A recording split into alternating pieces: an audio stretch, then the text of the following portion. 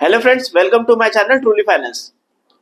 दोस्तों, कभी ना कभी आपको किसी ने पिच तो किया ही होगा, या फिर हो सकता है आपका बैंक वाला हो, या फिर कोई आपका एडवाइजर हो, या फिर आपने टीवी में ही देखा होगा कि म्यूचुअल फंड सही है और इसमें करना चाहिए इन्वेस्टमेंट। तो आपको लगता है सही में कि इसमें सच में इन्वेस्टमेंट करना चाहिए, या फिर सब ये हाइप करते हैं? तो आज इसी बात को अनलॉक करते हैं।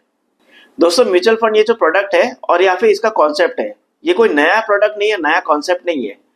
पर बात यह है कि आपने कभी इन्वेस्टमेंट नहीं किया होगा, या तो फिर आप नए होंगे इस इन्वेस्टमेंट में। इसके लिए आपको लगता है कि ये थोड़ा सा डाइसी है, इसके बारे में इन्वेस्टमेंट करना चाहिए या फिर नहीं करना चाहिए। म्यूचुअल फंड का जो इंडस्ट्री है ये काफी पुराना है, पर हो सकता है कि आपने नहीं सुना है, इसलिए आप फैमिलियर नहीं है इसके बारे में। हम ज्यादा पीछे नहीं जाएंगे, सिर्फ 5 साल के पीछे का डेटा मैं आपको बताता हूँ।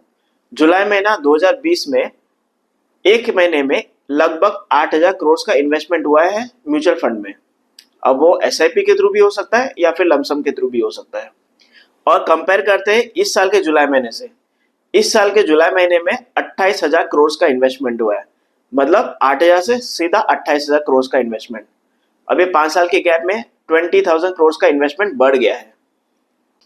और अगर मैं पिछले साल के इन्वेस्टमेंट की बात करूं तो 2024 से 25 के बीच में एवरेज मंथली है 24,000 का इन्वेस्टमेंट। 24,000 करोड़ की बात कर रहा हूं मैं। और इस साल का जो एवरेज है अप्रैल से लेके अभी तक का, जुलाई महीने तक का, तो जो 4 महीने का डेटा है उसका एवरेज है 27,000 करोड़ का।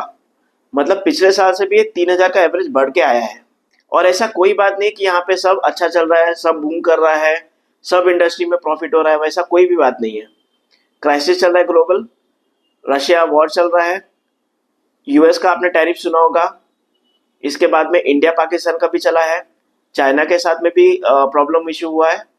तो ये सारे इश्यूज के बावजूद भी इन्वेस्टमेंट बढ़ते आ रहा है म्यूचुअल फंड में। तो क्या रीजन हो सकता है इसका, क्यों पब्लिक इन्वेस्टमेंट कर रही है? और इसमें मैं आपको बता दूं, इसमें नॉर्मल इंडिविजुअल पब्लिक नहीं करती है, बड़े बड़े लोग भी करते हैं, इंस्टीट्यूशन भी करते हैं पैसा इन्वेस्टमेंट। तो एक सोचने वाली बात है कि क्यों सब कर रहे हैं। देखिए, म्यूचुअल फंड प्रोडक्ट दो कॉन्सेप्ट पे काम करता है, एक एवरेजिंग, दूसरा कंपाउंडिंग। देखिए, सबसे पहले अब एवरेजिंग की बात करते हैं। एवरेजिंग में होता क्या है कि समझो फॉर एग्जांपल आपने 1,000 रुपए का इन्वेस्टमेंट किया है और आपको 10 रुपए के हिसाब से 100 यूनिट मिला है। सेकेंड टाइम आप जब बाय कर देंगे 1,000 रुपए डाल के, तो शायद वो एनएवी 12 रुपए हो सकता है या फिर 8 रुपए भी हो सकता है।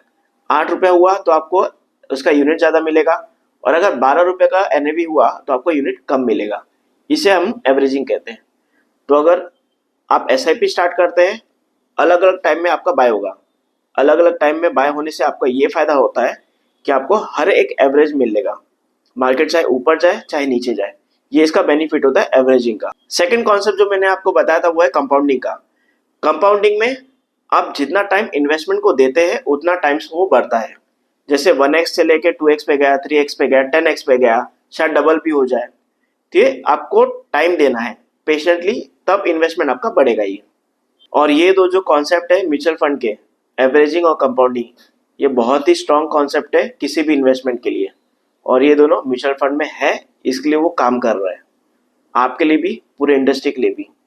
अब शायद आपके मन में यह है कि ये किसके लिए होता है। शायद आपके लिए है, या सिर्फ मेरे लिए है, या फिर ऐसा कोई क्राइटेरिया है जो इसमें फिट बैठता है तो ही आप कर सकते हैं। ऐसा बिल्कुल भी नहीं है। या तो फिर आप यंग है, स्टूडेंट है, प्रोफेशनल है, एजेड है, या फिर मिडिल एज है, सब कर सकते हैं इसमें। सिर्फ करने का थोड़ा तरीका अलग होना चाहिए और आपको फंड ध्यान से सेलेक्ट करना चाहिए। अगर आपको इन्वेस्टमेंट करना है थोड़े टाइम के लिए तो उसके लिए अलग चीज आता है। अगर आपको इन्वेस्टमेंट करना है लॉन्ग टाइम के लिए पर एक बार इन्वेस्ट करना है तो उसके लिए अलग चीज है। आपको हर धीरे धीरे करना है, हर थोड़े थोड़े टाइम में, उसके लिए अलग चीज आता है। फिर या तो फिर ऐसा है कि मेरे पास फंड जब आएगा तब मैं डालूंगा, उसके लिए अलग प्रोडक्ट है। तो इसमें प्रोडक्ट सिलेक्शन मेन होता है और टाइम मेन होता है। उसके बेसिस पे आपको सेलेक्ट करना है कि आपको कौन से प्रोडक्ट में जाना है, कौन से टाइप में जाना है, लमसम में या फिर एसआईपी में। देखिए, म्यूचुअल फंड सही है ये तो आपको पता चल गया। आप कर सकते हैं, मैं भी कर सकता हूँ, कोई भी कर सकता है, ये भी आपको पता चल गया।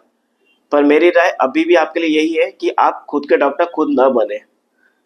अगर आपको इसके बारे में जानकारी है या फिर आप इसके बारे में जानते हैं अच्छी तरीके से भी, तो भी मैं बोलूँगा आपको कि आप अपने एडवाइजर से बात करके फिर आप इन्वेस्टमेंट करें। आपकी छोटी सी गलती आपको लंबे समय में आपको नुकसान देगी। तो इस वीडियो में इतना ही, और ऐसे वीडियो को देखने के लिए और ऐसी जानकारी के लिए मेरे इस चैनल को जरूर फॉलो करें, लाइक शेयर एंड सब्सक्राइब जरूर करें।